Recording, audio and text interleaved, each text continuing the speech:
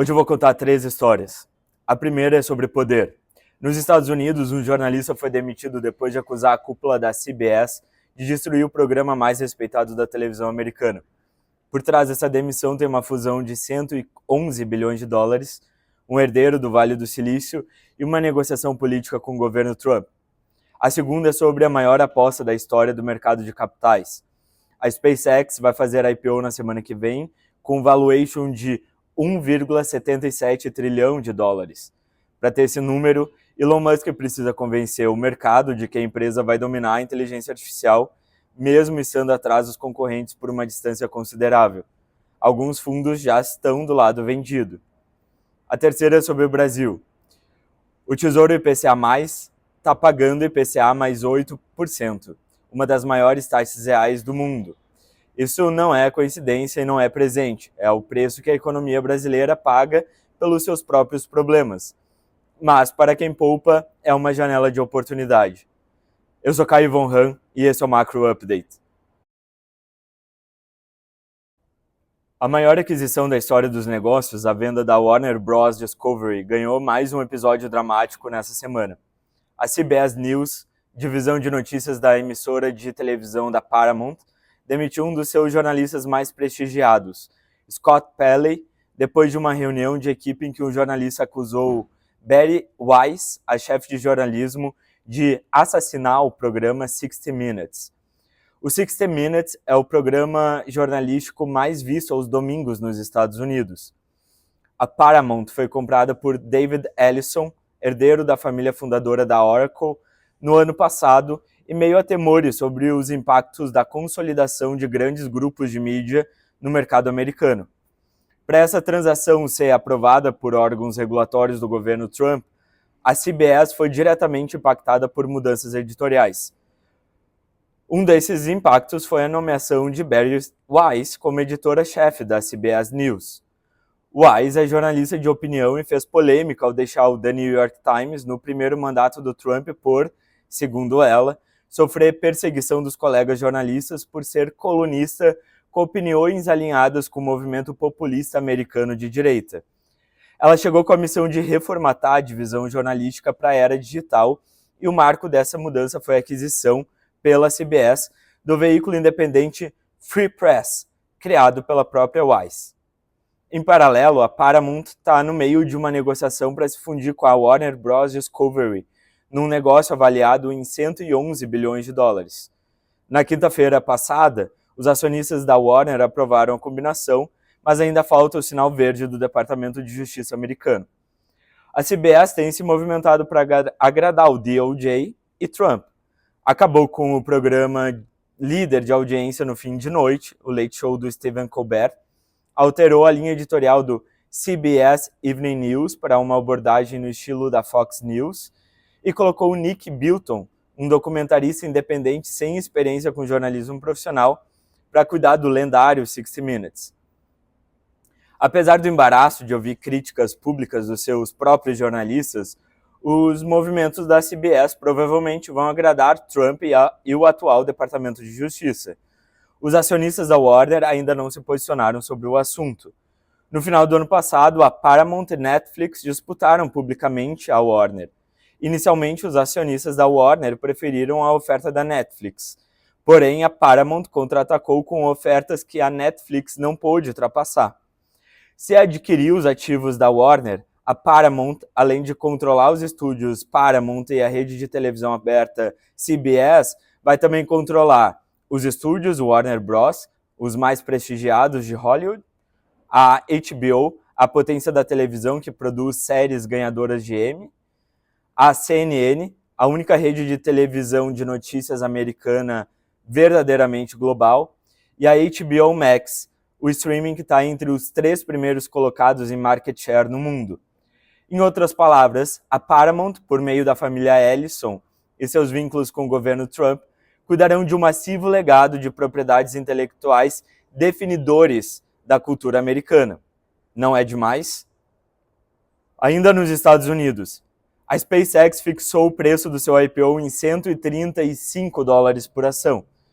Com preço definido e data marcada, a captação mínima projetada é de 74 bilhões de dólares. Se as opções de lote suplementar forem exercidas, chegam a 85 bilhões. Pode ser o maior IPO da história. O valuation implícito é de 1,77 trilhão de dólares. Isso coloca a SpaceX entre as 10 maiores empresas de capital aberto dos Estados Unidos antes de negociar uma única ação no mercado. A SpaceX tem 2 negócios geradores de caixa: foguetes e internet via satélite com a Starlink. Mas o prospecto enquadra o mercado endereçável da empresa em 28,5 trilhões de dólares, e maior parte desse número está em inteligência artificial.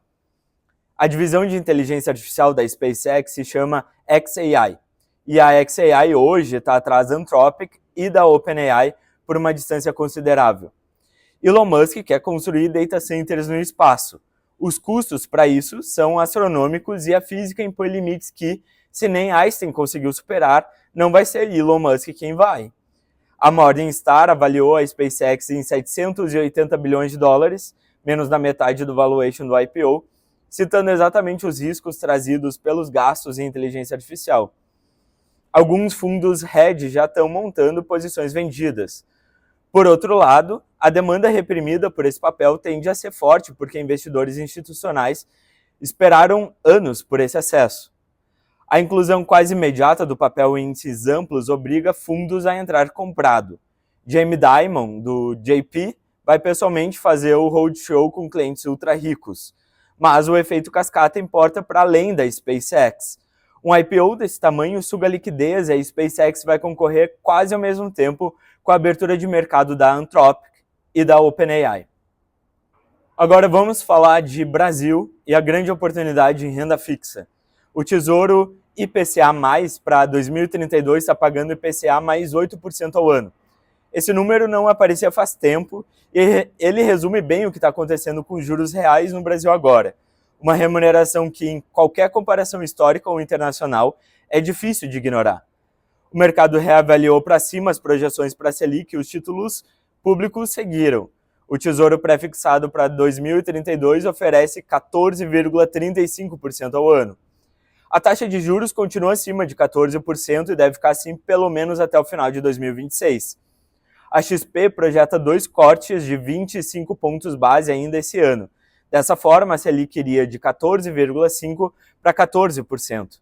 Mas o mercado está cético. As opções de Copom negociadas na B3 precificam como cenário mais provável apenas um corte, agora em junho.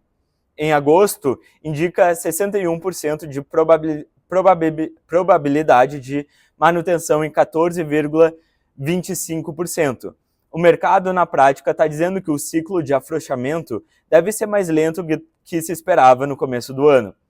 O Banco Central aponta 3 vetores para que a taxa de juros não siga com aquele ciclo de cortes que se esperava no início do ano. Primeiro, o petróleo em alta por conta do conflito do Irã, que pressiona praticamente todas as cadeias produtivas.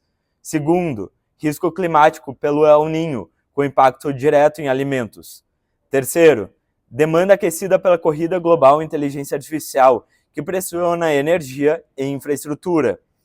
Analistas adicionam ainda um quarto motivo: estímulo fiscal e de crédito no mercado doméstico que sustenta a demanda interna aquecida, porque é ano de eleição e o governo quer deixar o consumo forte, mesmo com o fiscal já em alerta vermelho.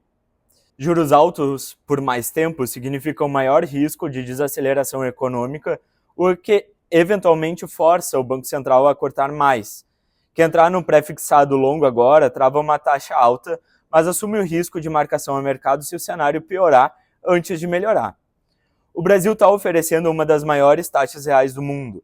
Isso não resolve os problemas estruturais da economia. Na verdade, é uma consequência dos problemas estruturais da economia, mas é a grande vantagem que o mercado dá para aqueles que poupam. E hoje você viu, a CBS demitiu um jornalista para fechar um negócio de 111 bilhões. A SpaceX vai à bolsa pedindo ao mercado uma fé de quase 2 trilhões. E o Brasil paga 8% acima da inflação para quem guarda. Então coloca o macro update de hoje na sua leitura de risco. O seu papel como investidor não é adivinhar o futuro, é criar uma alocação que ganhe em todos os cenários. Meu nome é Caio Von Han e esse foi o Macro Update.